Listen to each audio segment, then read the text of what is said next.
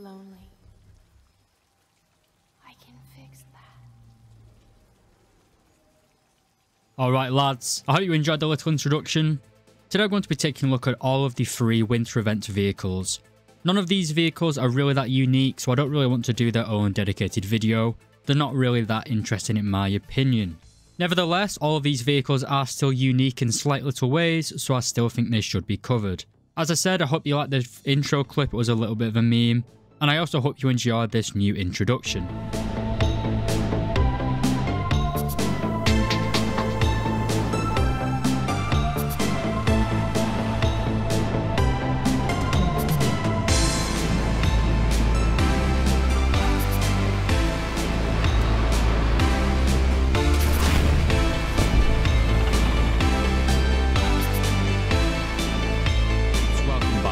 Starting off with the Tornado IDS, this is not a premium actually, it's an event vehicle for Germany as you already know.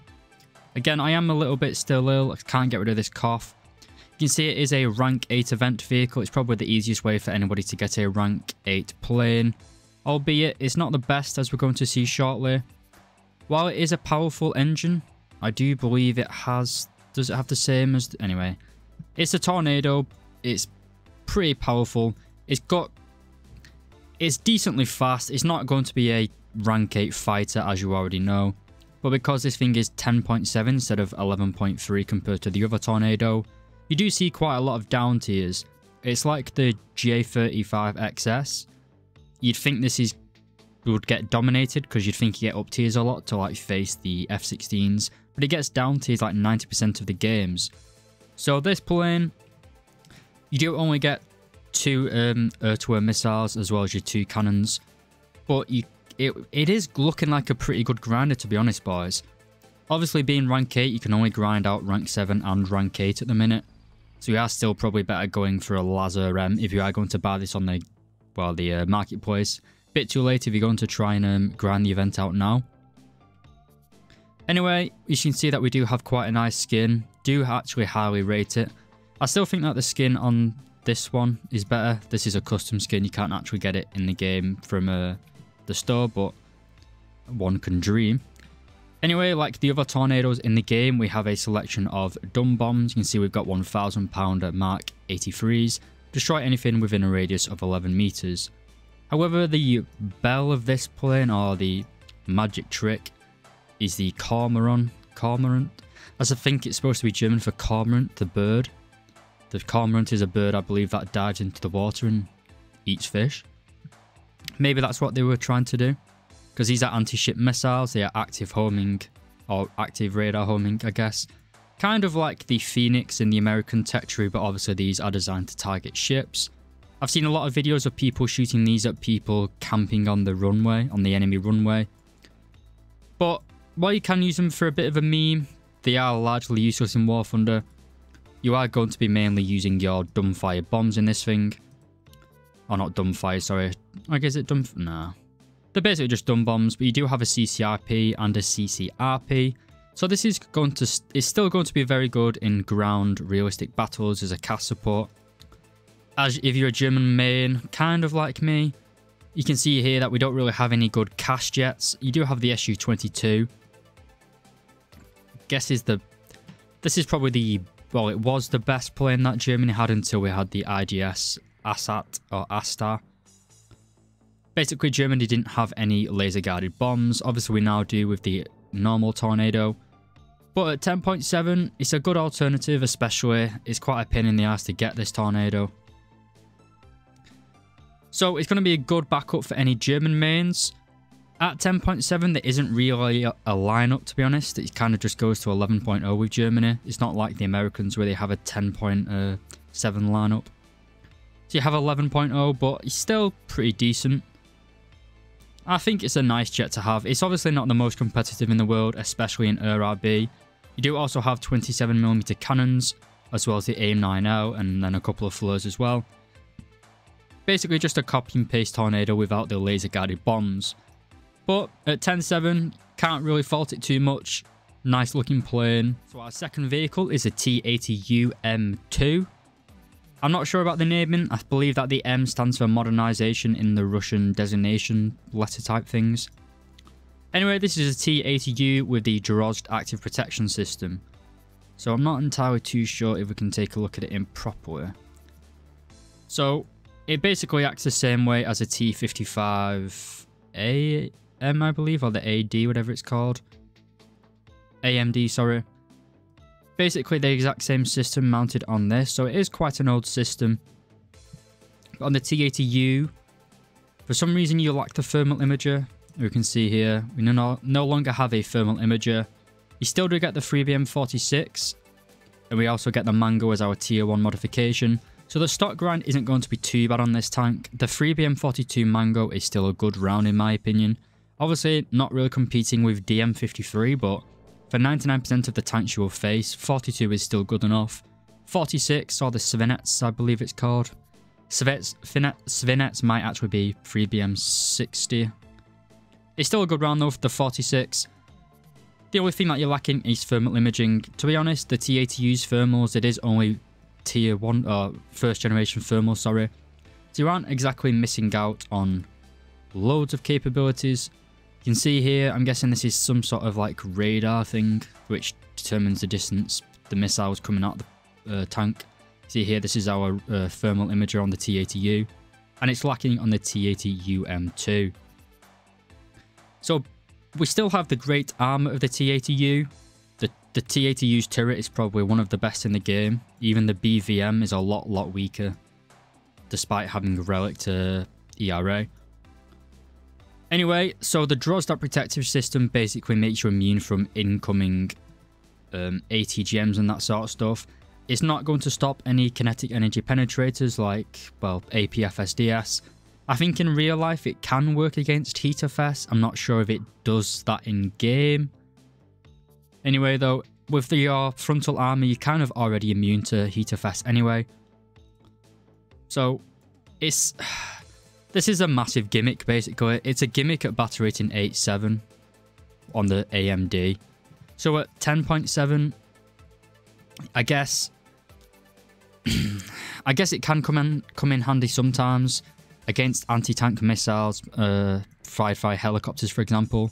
Quite good at trolling helicopters because they can just fire as many as they want at you, and usually you're going to destroy them. You do only have 8 launches here, so against something like an Apache with 16 Hellfires, maybe they'd overpower you. Also, I believe it works against laser and Saklos missiles, but anyway, can't really. But with the Soviet Tetria, we've got so many tanks now. It's very hard to actually put this in my lineup. I've got a T-80U, T-80 BVM. I do have all the other tanks as well, the T-72 B3. And I've put this vehicle in my lineup, but really, I usually use the this thing here. And you could put the T-90 here. Any of these tanks really could go there. The T-80 UK is probably a bit better, even though it's basically the exact same thing, but it gets the Drozd protective system, not the Drozd, sorry, the Dazzlers. Again, another massive gimmick, doesn't really work at top tier. Anyway, for the T-80U MD, it's a large gimmick in my opinion. It's still a good vehicle, but at 10.7 you are going to get up tier to 11.0 or whatever it is, a lot. I've got my MiG-29 in my lineup, so we'll never see a down tier. So anyway, this is a gimmick. You don't have thermal imaging, which isn't that big of an issue. But it's hard to justify putting it in my top tier lineup. Right, so finally we have the ship, which I'm doing last because no one's going to watch this part.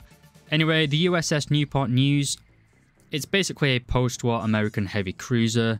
They basically figured out how to make an auto-loading system for the 8-inch guns. This means we have an 8-inch 55 caliber gun which fires every 6 seconds with 10 rounds per minute, so every 6 seconds. And there's not really too much to say about the ship. Well, there's quite a lot. We can see here, we see crew interchangeability. We have a crew of 12,000, bloody hell, not 12,000, 1,260. So it is quite a lot. It's not that much compared to something like an Alaska though. Obviously, which is a Well, it's not a battleship. I almost fell for it then. It's also not a battle cruiser, it's a large cruiser. So the Newport News, obviously in terms of armor, it's not much. I believe they're using the same hulls as the... I think it's the same hull as the... same hull as the Baltimore. So they basically just took a heavy cruiser hull and put like an autoloader system into it. The barbettes aren't that good, only 160mm. The turret face is 8-inch, 203mm. So in terms of actually surviving in this ship, you aren't really going to have much of a... It's not going to be a walk in the park. Battle rating at 6.3, you are going to get up tiered a lot, fighting all the battleships and battle cruiser type stuff at 7.0. They kind of get dragged up. So while the Newport News does have fast firing guns, it's obviously not going to be a walk in the park in my opinion. You aren't going to fight any of the Moffats in this thing, which if it was 6.0 you probably would. So you aren't going to be able to eat any of those stupid Moffat plays for breakfast. Anyway, in terms of firepower, our stock shell is a common round, basically a semi-armor piercing round. Great against more of the light cruisers and stuff like that. Against anything larger, we do also have APC BC. In the minute, the armor piercing rounds are a little bit useless against anything apart from battleships. And even against battleships, you might be better using the high explosive and setting fires.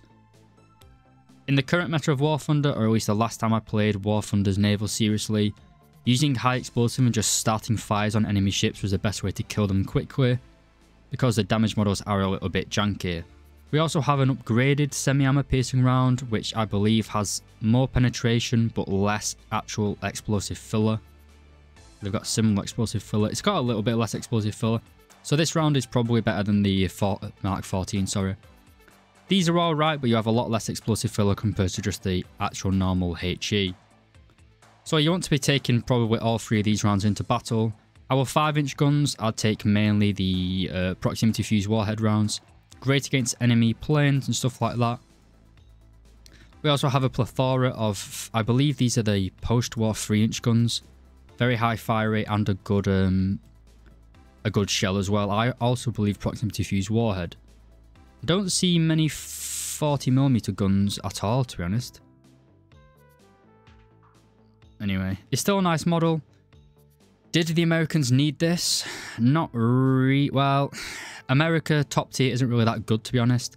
The Alaska's good, but I'd say Germany's probably still the best at the minute. Britain kind of good. Bit ironic considering Britain was probably the strongest naval power until 1943. Anyway, the Newport News is a post-war ship. It's got a nice high fire rate, good secondary battery. Its AA defense is pretty good for 6.3, but obviously not as good as something like the Alaska or... Well, we're not going to talk about the Germans. The Americans really need a bigger, more modern battleship, to be honest. Maybe some of the 16-inch gun ships. But anyway, lads, I hope you enjoyed this video. It's a little bit of a shitpost. A lot of people have been asking me to talk about these. I can't really be asked making a big video of them. My voice is still quite sore.